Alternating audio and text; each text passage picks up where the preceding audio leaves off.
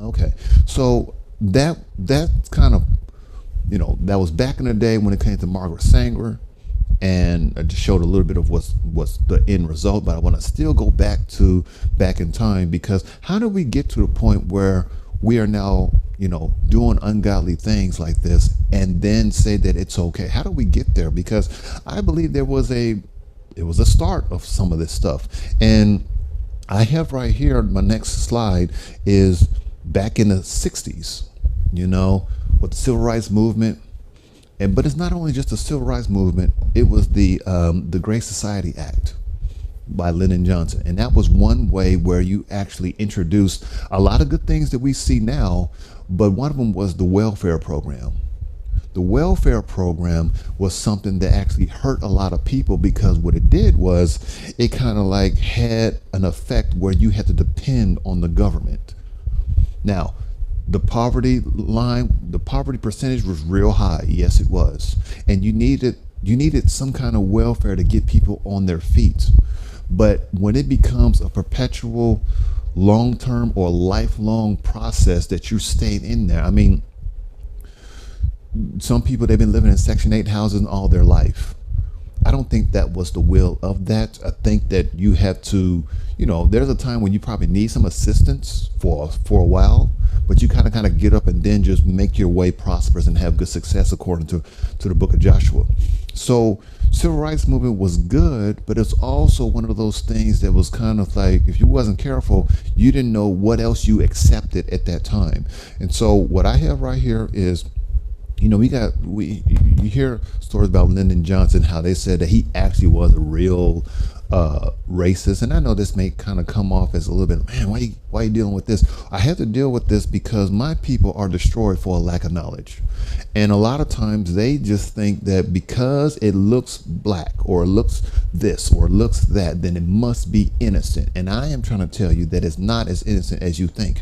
So they said, it's plenty of reports that they said Lyndon Johnson really didn't want to have a civil rights bill. It's only because all of the riots and having all of the fire hoses and everything like that. J. Edgar Hoover was doing his best to catch Martin Luther King, bugging his house and everything else, trying to stop the whole movement. And so Hoover was doing that, and he was underneath LBJ. Now they would say that LBJ will be calling black people the N word all up and down the White House, right? He really didn't like Martin Luther King. He just felt like he just had to, you know, keep him at a certain point of control so that he wouldn't cause so much trouble when it comes to these marches and these riots and everything. But they tried their best to stop everything. So don't think, well, these Democrats, they always had our back. No, they did not. These Democrats did not always have your back. In fact, he only did it because he was backed up against the corner of the wall. But in this act of the Great Society Act, it was several things. One was the Civil Rights Bill, one was the welfare program, one was the Medicare, and all of these other different things that was part of that. And he made a statement that is confirmed through a lot of, even some historians, they said up the top left corner, he says, I will have these N-words voting Democrat for the next 200 years. What I'm about to do next with this piece of legislation and laws, I'm going to have that whole community sold up for the next 200 years. And maybe that's a self-fulfilling prophecy, because maybe that's the reason why when I was born, we were just told, you got to vote Democrat. You got to go this way. Why? Because of that 60s bill. Because you stopped the segregation, which was a good thing, and because you provided, welfare, it's like, oh, you guys are our heroes. But did you think for yourself? And let me just go in a little more to that, because I want you to look at these pictures here. All right, so when you're signing legislation, as you can see right here, he's signing legislation, and what you normally do is you give out, the pens. Every time you sign something, you give a pen out. So I want you to take a look at this video. Maybe it's just me. He signs, he gives a pen. He's signing, and he's signing right here, and MLK shows up. He shakes his hand, but he gives a pen to somebody else. You see how Martin looked the other way? Like, whoa. But then He signs, and that's J. Edgar Hoover right there. He gives him a pen. Bobby Kennedy, which is JFK's brother, little brother, he gives him like 6 pens at once. 1, 2, 3, and I think it stops a little bit there, but he gave him like 6 pens. But let's look at it again. I don't think he gave Martin Luther King a pen. Let's look at that one more time. Signs. He shakes hands. He gives somebody else the pen. Boom. Am I wrong? Did I see that? See, here's the thing. We think that because the Democrats did this for us, they are our friends. They were not our friends. They were strong-armed. MLK didn't get a pen. Everybody else got a pen. J. Edgar Hoover, the one that was trying to catch Dr. King in something, he got a pen. In other words, that pen is a token of honor. He did on live TV, I don't honor you, Dr. King. I'm signing this thing, but I really don't like you. So I'm going to give that pen to somebody else. Just want to see it again. I just want to double check real quick. Okay, Bobby Kennedy. We did this. We showed that, but let me just look one more time because I could be wrong. I could be wrong. He's giving these pens. It's a sign of honor. Here he goes signing it. Dr. King comes up behind. You see him there. And he shakes his hand and gives somebody else the pen. I know I'm not the only one that saw that. So here's the thing. We keep thinking that these people are our friends, when in fact, when he signed this bill, yes, it did help. It did end the segregation thing. And he gets props for that. But it's not like that was his idea. Because if you think about it, before the bill was signed or before the welfare was given, you had households in our particular community that was husbands, wives, and a bunch of kids. Husbands, wives, and, you know, the typical American family. You had the man in the house. You had the woman in the house. You had the family structure. You had 2 kids and a dog or whatever. You had the American dream house before, even though they was going through segregation, they had a strong family unit. He signs the bill of welfare and all these other different things. And what it did, it incentivized the single parent household. It incentivized that if you're going to get this money, you got to get this man out the house. If you're going to get this money, then you're going to have to be dependent on us to take care of you. You can keep having as many kids as you want, and you can keep on applying for all of these subsidies, Section 8 housing and food stamps and all these other things. Now, temporarily, that was for the people for a while because the poverty was high. But when you get to the point when you got enough, you have to learn how to go to work. But the incentive was, no, you stay a single parent, get the man out the house. So what it does is cause the man to be a rolling stone, having kids all over the place.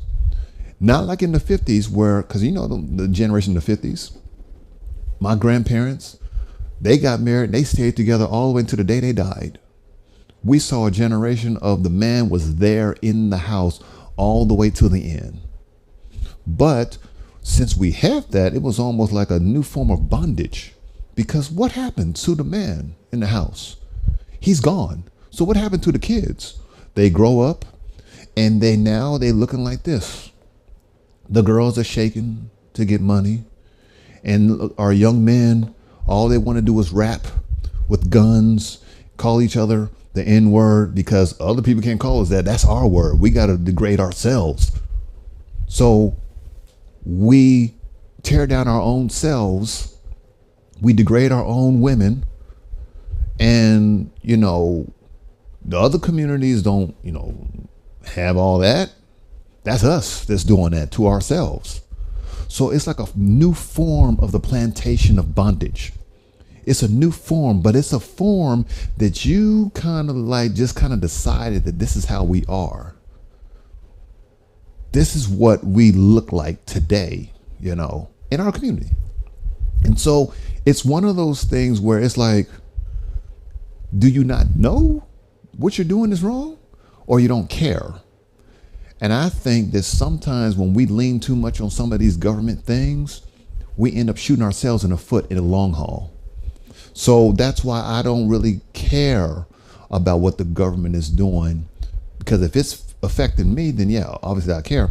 But I'm going to make sure that I don't depend on the government. That's just me.